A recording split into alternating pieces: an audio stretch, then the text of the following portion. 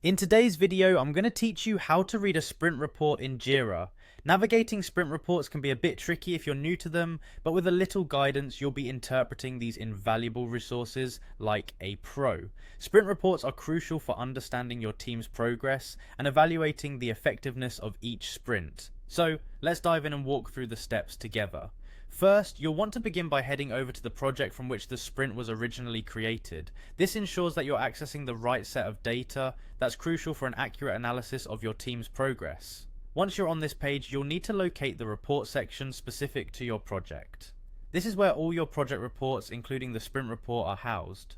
Simply select Sprint Report from the options available. This will bring up all the relevant information about past and current sprints. Next, you'll want to pick the specific sprint you're interested in. To do this, use the drop-down menu, which allows you to select any of the recent sprints.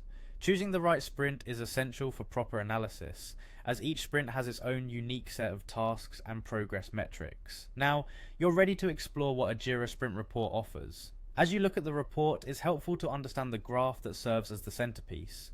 The horizontal axis, which runs from left to right, represents time either in days or weeks. This helps you track how much time has elapsed since the start of the sprint, or how much time is left. The vertical axis, which runs from top to bottom, represents the number of issues still outstanding in the sprint.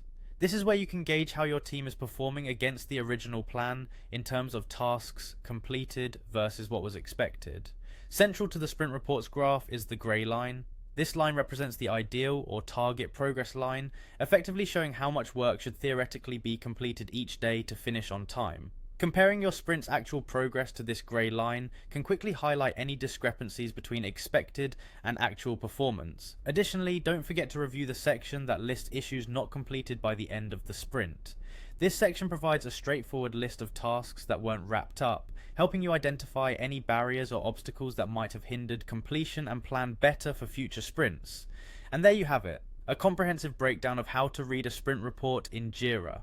By following these detailed steps, you and your team can gain insightful data, helping improve sprint planning and execution. Thanks for watching, and see you in the next tutorial.